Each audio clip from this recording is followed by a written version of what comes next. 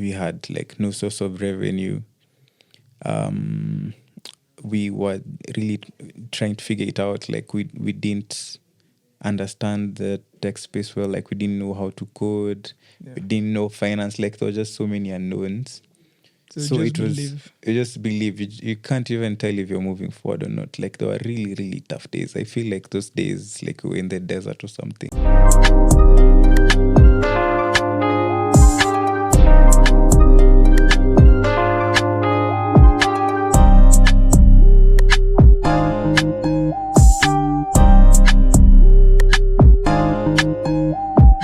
Hey, Mark.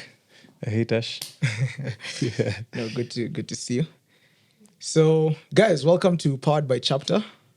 This is the official Chpter podcast where we'll bring on successful entrepreneurs and e-commerce experts to share their experiences and practical advice for growing their businesses online.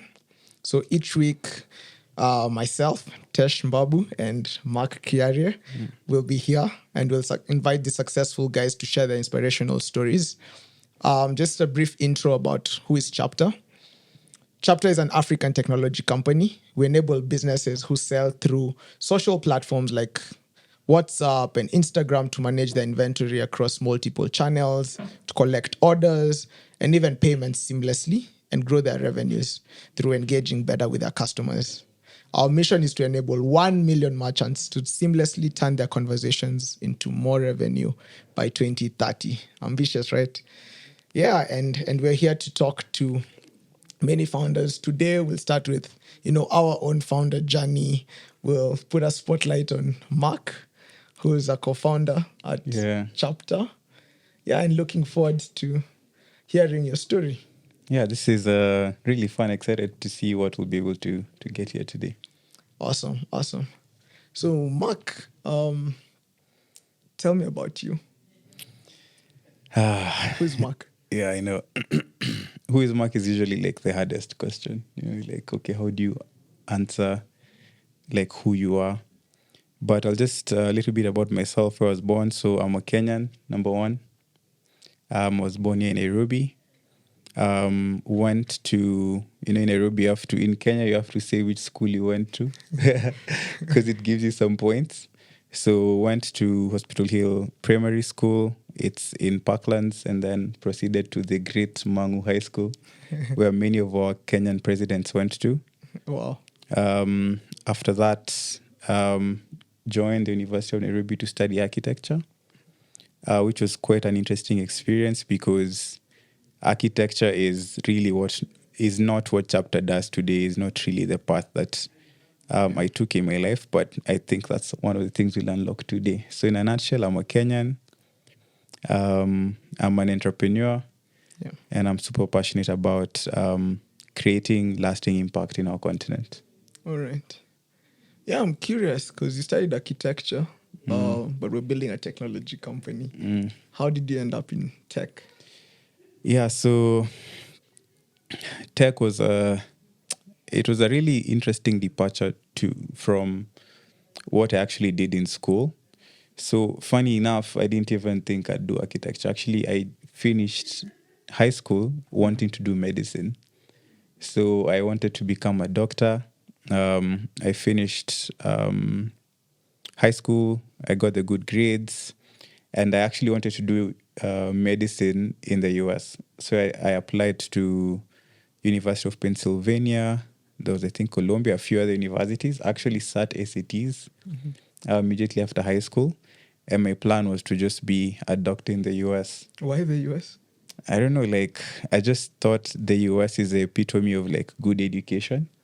So if you want to become the best of the best, the US is it's like a big boys playing field if you want to become the best. So that's one of the reasons why I chose the US.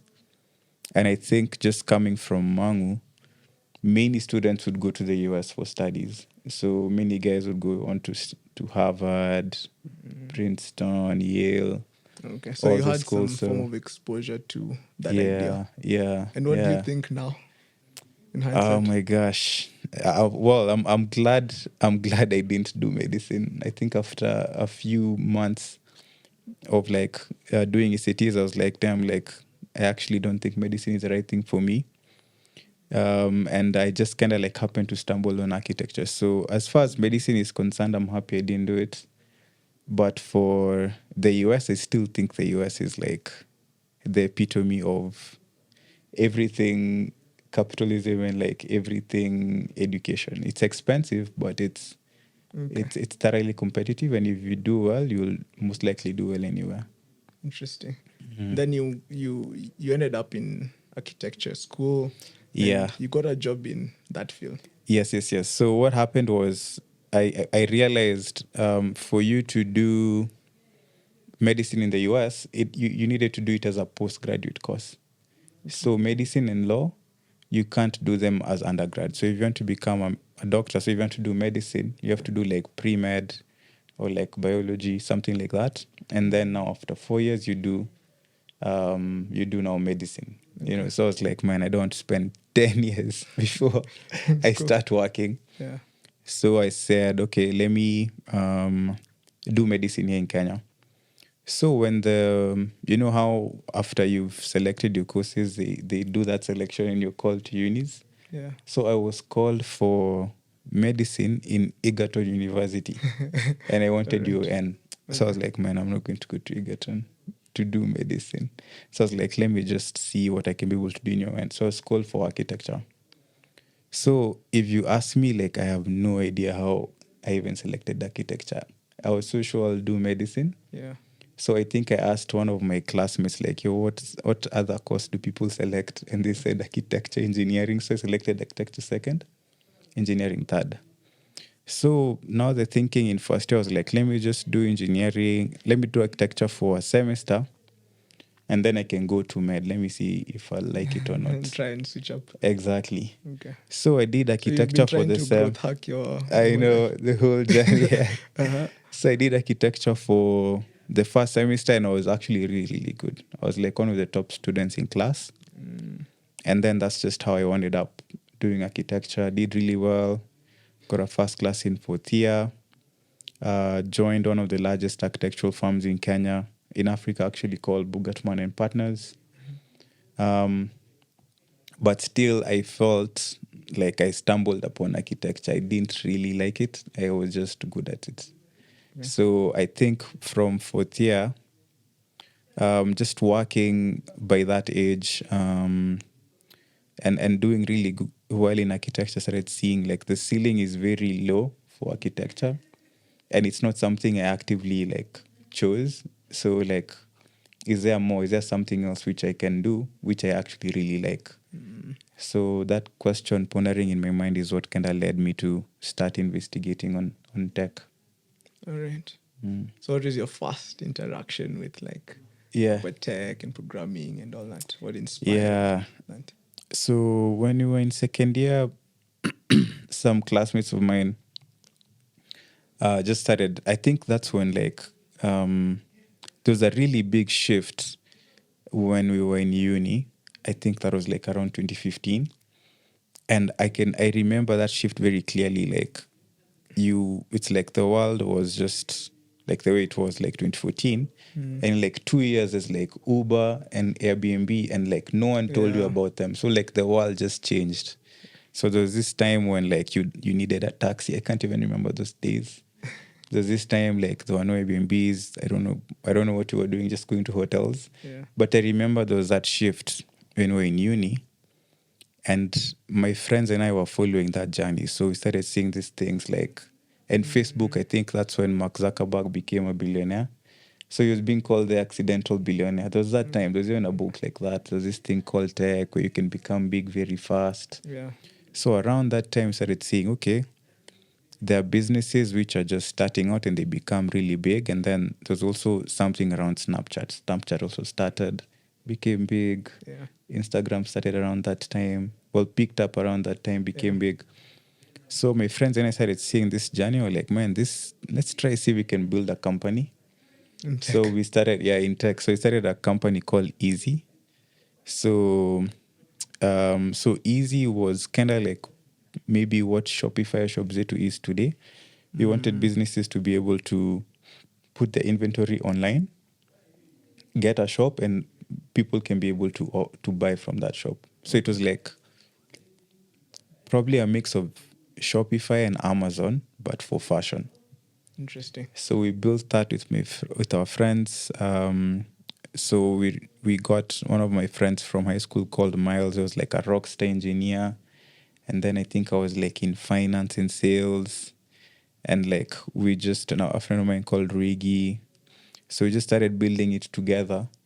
But I don't know. We were, that stat for 90% of businesses fail. Yeah. So we just You are failed. that statistic. Yeah, because we're not doing it full time, and then also.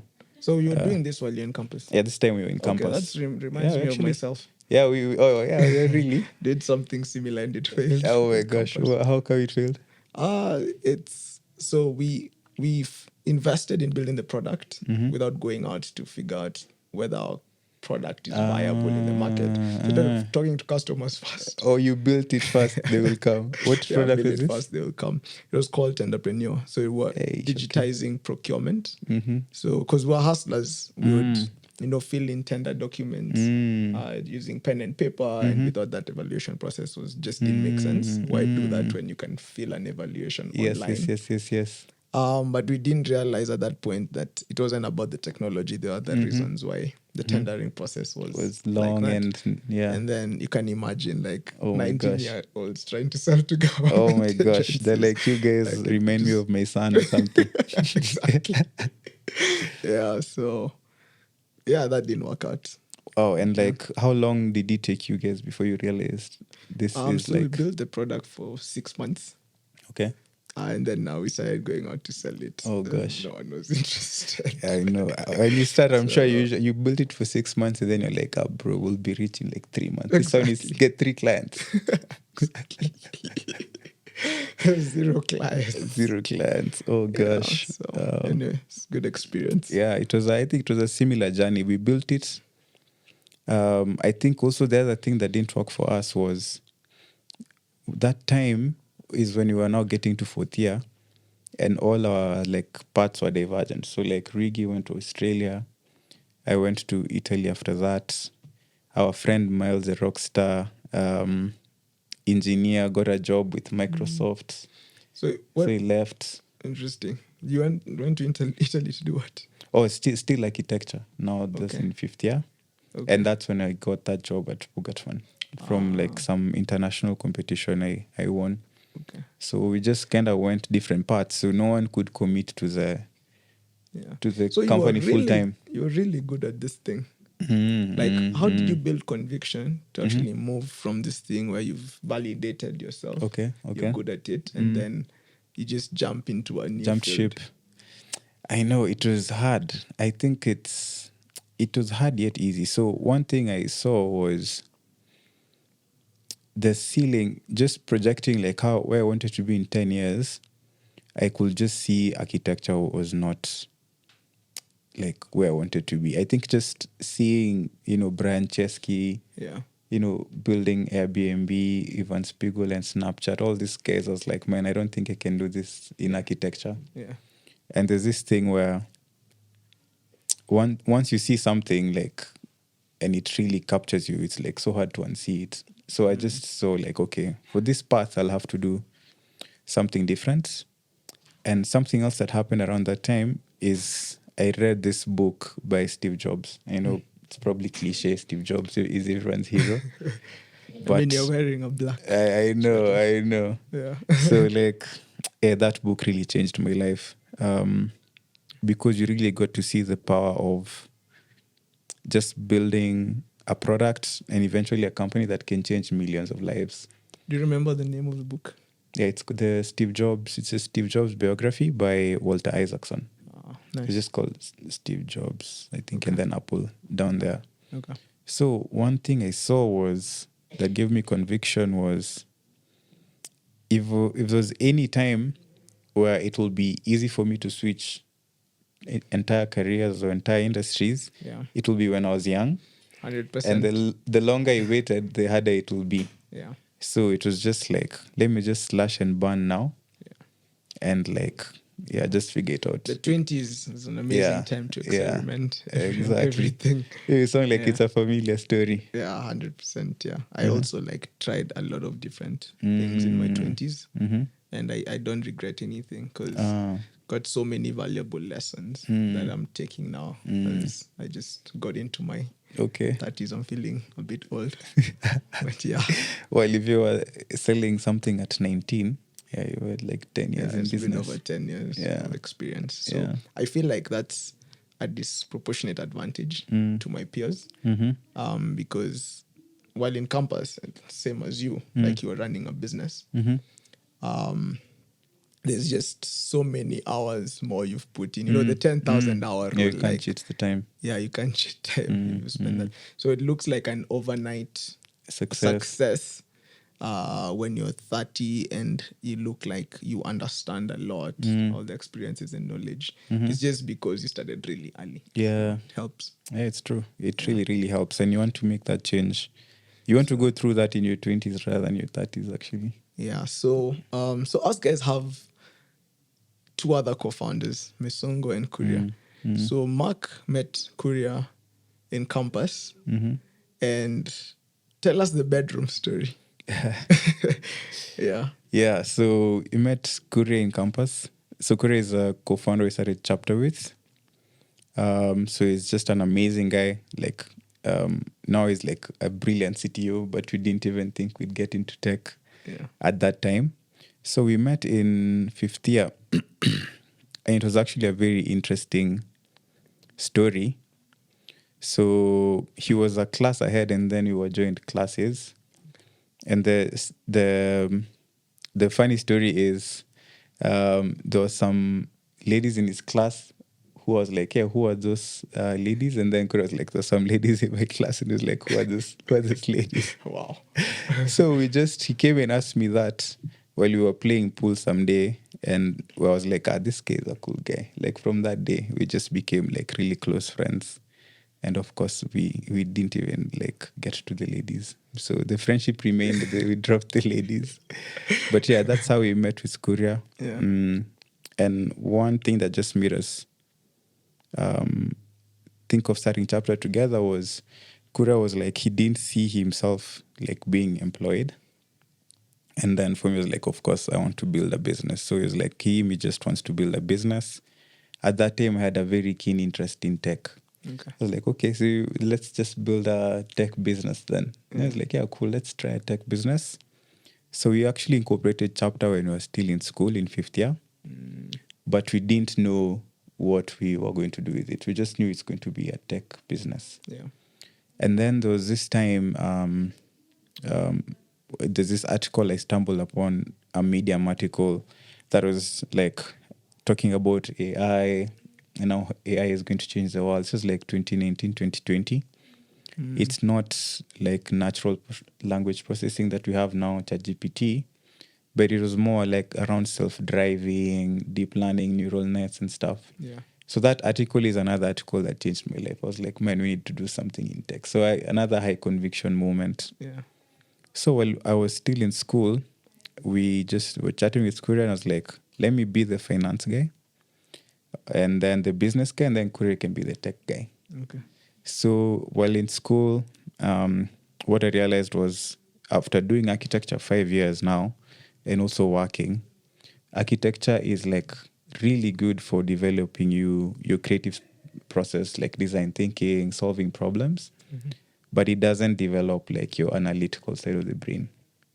So what I decided was like, let me do something in finance to just kind of get that understanding. And then now, of course, we can be able to build a business together. So I applied to London School of Economics now in 2020. And I got in for finance. And then I was supposed to start in August. So I'm going to be the business guy. Kuria is going to be the tech guy. Okay. So 2020 got in, supposed to start in August. But then, as you remember, there was this disease flew from the east that was coming. So COVID came. We kept on like postponing the class. So eventually decided to just, the class was cancelled. Of course, went into lockdown. Now we know like how COVID was. Yes. And then now we were just like, okay, so what do we do here? So when we graduated, which was 2020, we just decided like, if you observe that time, there was a period. It's like we went into a period like where it's like the world was asleep. So it felt like a good time to like switch things. Like when the world wakes up, like which the was pause. actually 2022. Like a pause. Yes, exactly. You Yeah. can be a whole different person. So Yeah. we both quit our jobs. This is in actually September 2020. Our parents were like livid, couldn't believe you can do something 6 years and leave it. Yeah. And then we moved into Kuria's bedroom. So we'd even take videos and post them on Instagram, where we'd show the office, but we'd pause immediately where like Kuria's bed starts. So we just locked ourselves in there for like 9 months and we just started building. Like we'd watch Udemy videos. We'd watch like lynda.com videos that time before it was acquired by LinkedIn. So we learned how to code. We learned how to do finance. Yeah. So we built now our first business, which was a credit scoring system Yeah. that assisted banks to evaluate SMEs.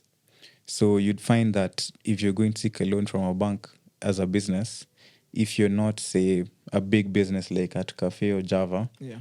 they may take like 6 months before they give you a loan because you don't have audited accounts and stuff like that. Okay. You might find now your business is in agriculture or like, for example, agriculture or like apparel, Yeah.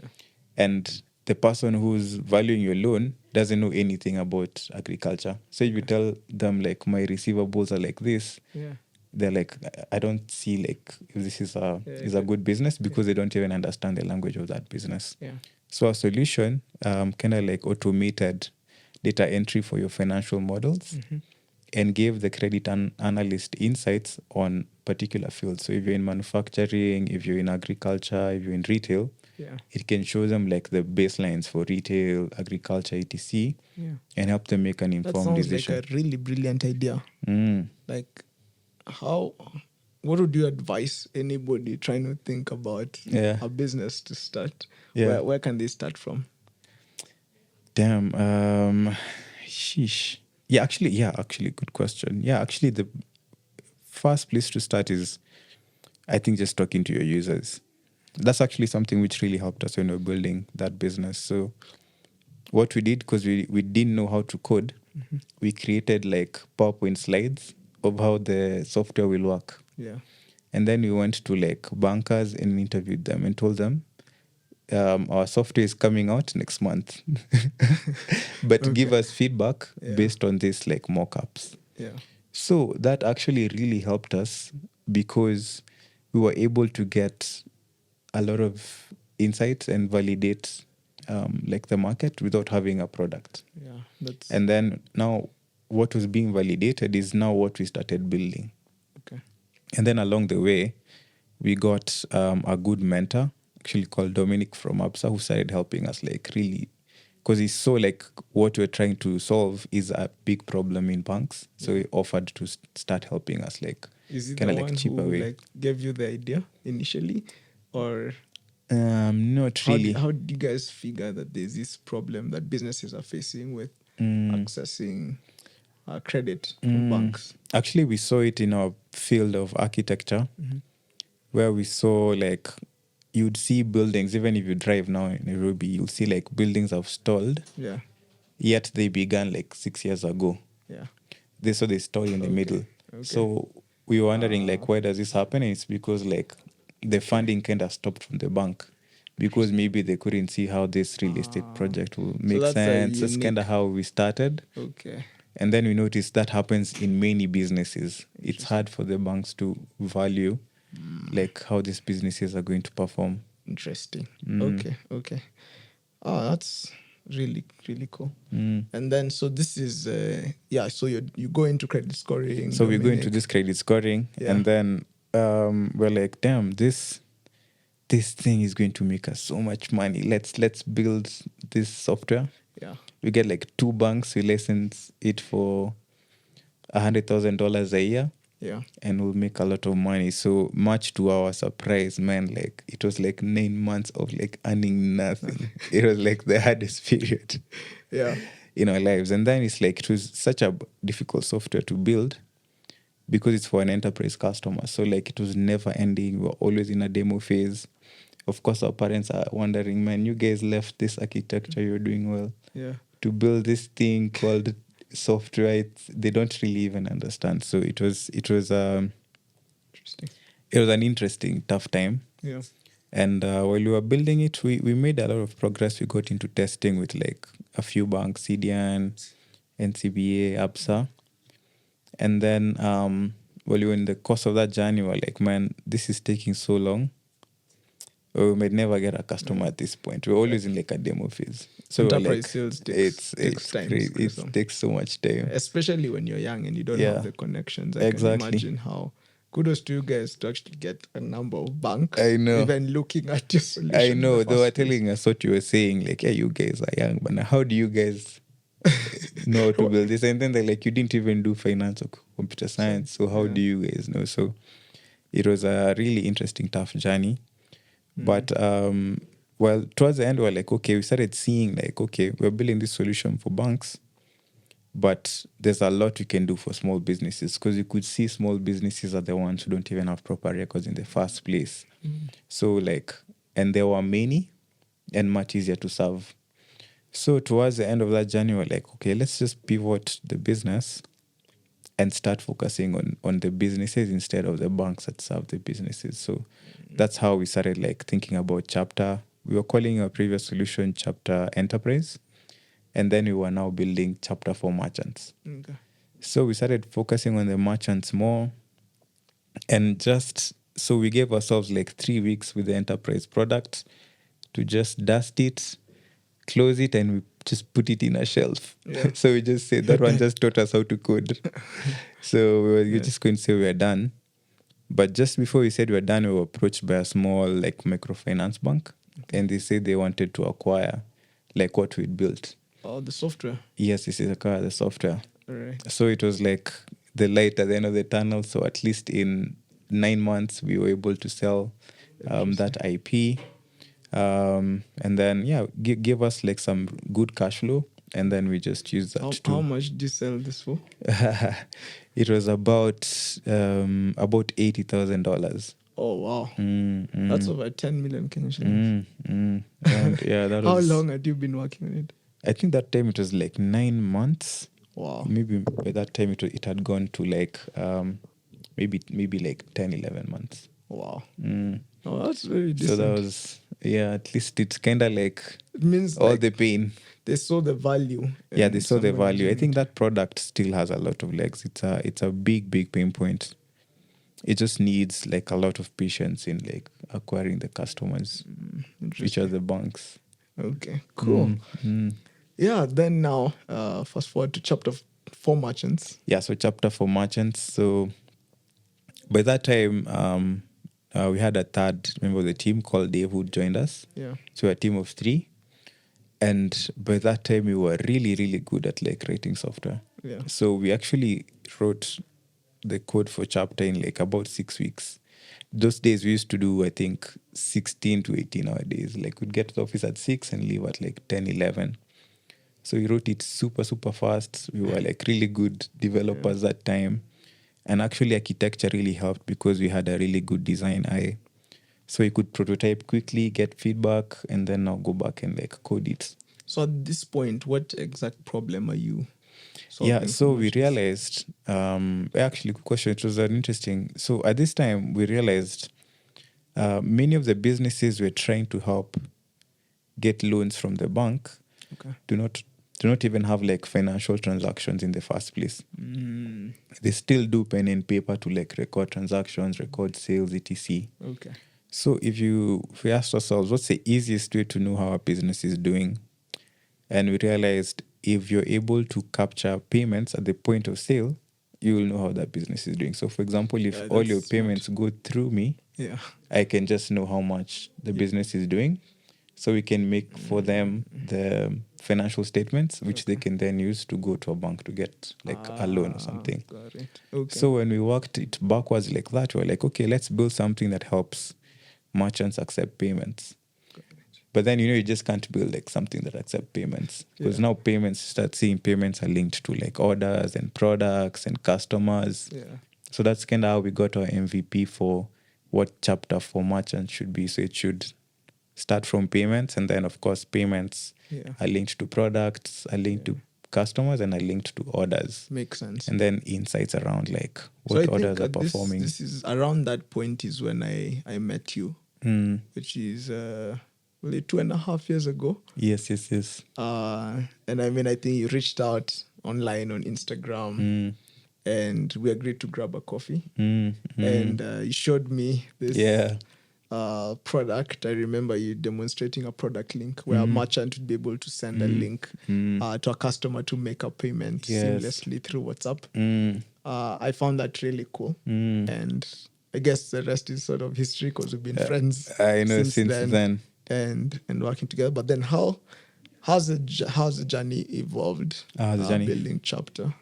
Yeah, I think when we finally, around that time we were meeting, it was such a breath of fresh air, because you can imagine trying to sign up one customer for like 9 months versus by that time we were getting like at least 4 or 5 customers a week. Yeah. So it was just very, very refreshing being able to onboard customers easily. Wow. So the customers would refer each other? Yeah, the customers would refer each other. Wow. Then it was just cool building a product that our friends would use. So I think even when we started Chpter at that time, we onboarded 2 customers. One was making burgers. It was called burgers. I say it like the Americans. It's called Roast and Sizzle. Yeah. So we were so excited when they started using us as a platform for people to order and pay. We're even doing deliveries for them. Wow.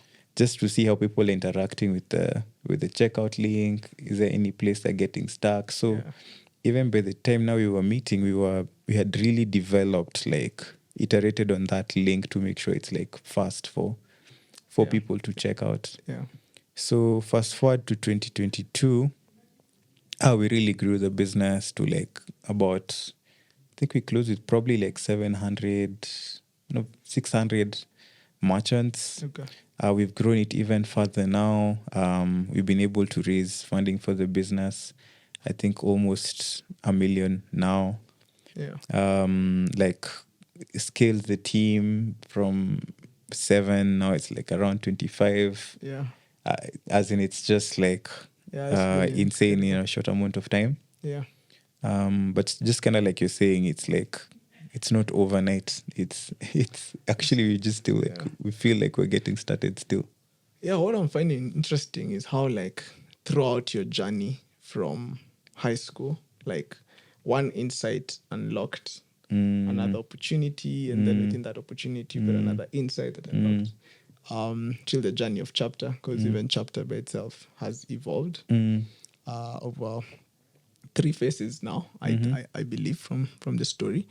And I'm just curious, throughout that journey, what was probably the lowest moment? Oh, the lowest. For you, when did you feel like I just don't know what I'm doing, or I want to give up? Did you ever feel like that? Wow, it's an interesting question. I think giving up, I don't think there's a day I felt like I want to give up. But the lows, man, I think those ones even happen weekly. Because the startup journey, like you can come from a good customer call, you're in a high, and then maybe just something isn't working, you just go on a deep low. But if it was to think of the lowest ones, I think I'd say the time we were building enterprise was really tough.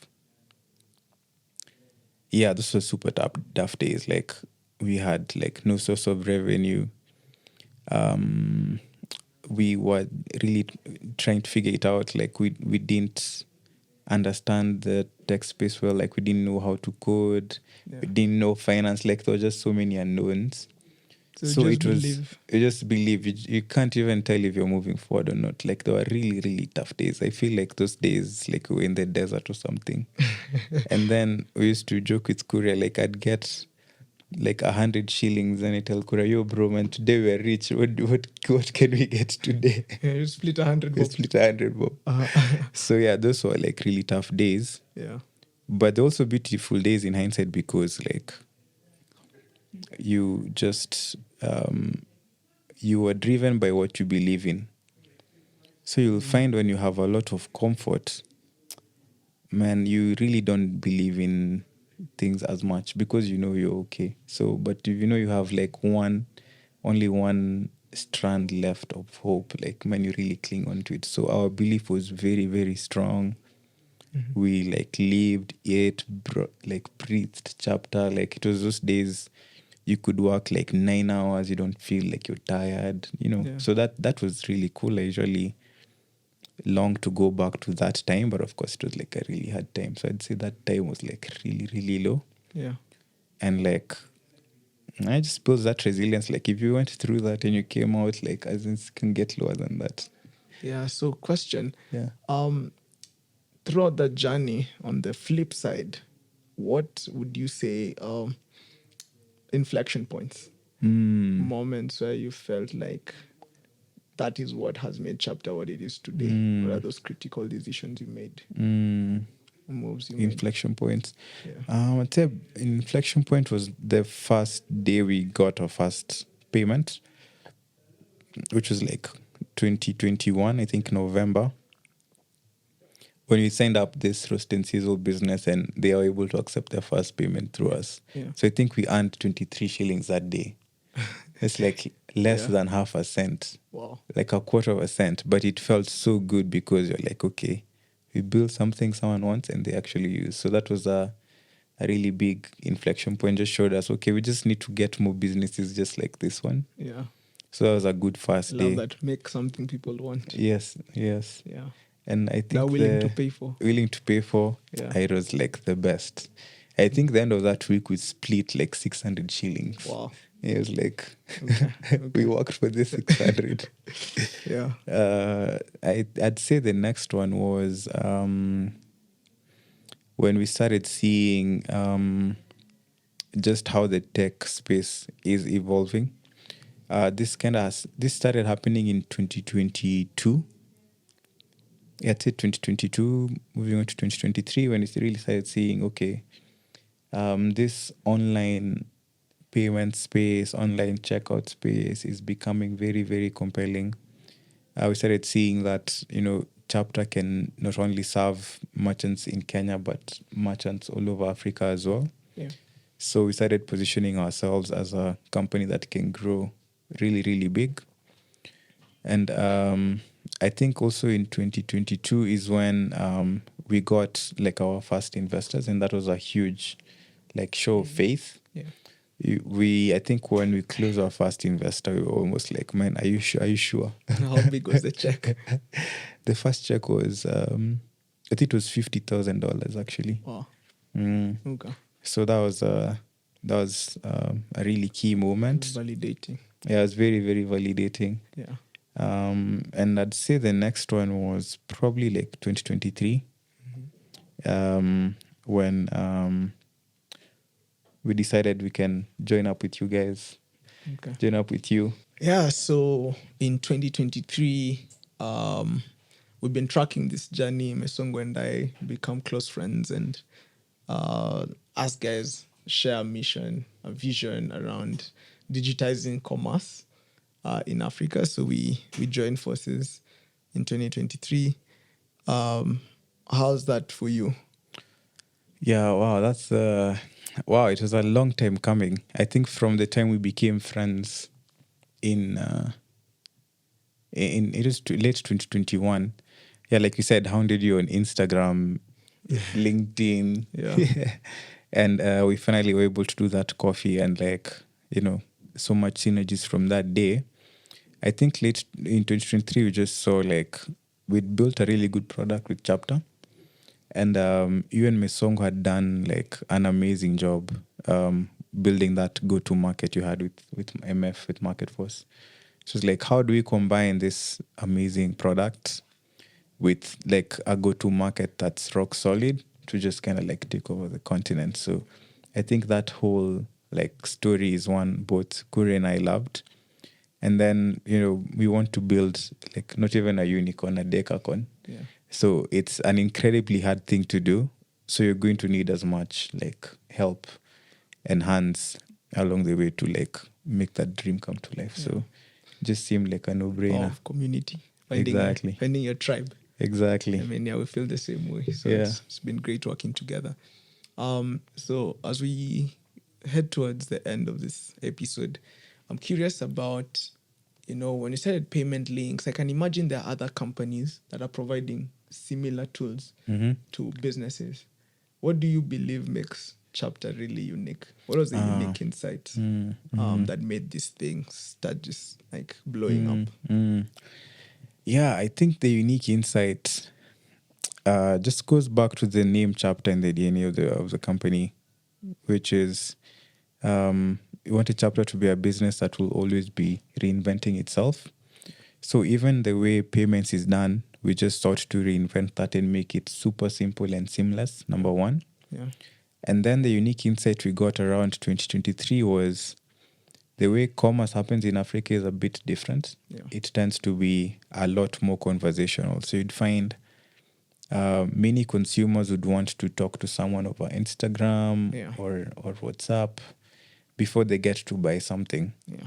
So Chpter can be able to take this customer journey of like starting with a conversation and convert it into a payment in a very elegant, simple, and seamless process that will delight not only the consumer but the business as well.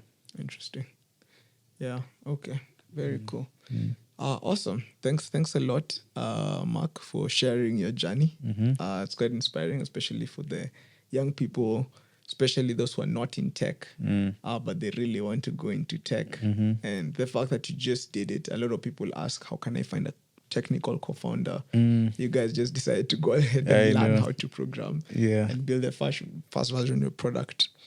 That's very, very cool. What's last words of advice, inspiration, remarks that you'd like to give any budding entrepreneur? Wow. Wow, there's many things. But I'd say the last words is like, there's this quote for Bob Dylan, which we really love at Chpter, which is, you're either busy dying or you're busy getting born. Yeah. So if you're not doing something that is new, you're busy dying.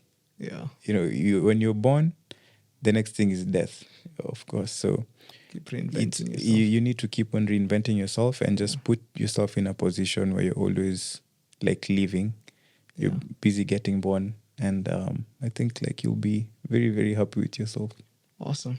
So before we close, we'll be giving you some tips to grow your business, your online business specifically, every other week on the Powered by Chpter podcast.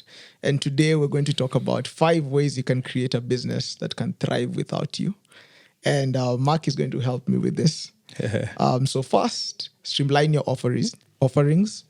So you need to make your products and services easier for customers to understand and purchase. This helps your business become more efficient and reduces the complexity of your operations. Tip number 2. So for tip number 2 is creating a repeatable sales process. So establish a sales process that can be easily replicated and scaled as your business grows. You need to train your sales team to follow the process consistently. So number 3. Yeah, so number 3 is focus on specialization. Instead of trying to be everything to everyone, focus on becoming an expert in a specific niche. This enables you to charge a premium for your specialized product and services. Tip number 4. Yeah, so number 4 is like super, super important. So build a strong team. Create a team of capable employees who can run the business without your involvement. Empower your team to make decisions, manage tasks, and take ownership of all their roles. So finally, Tip number 5 is maintain consistency.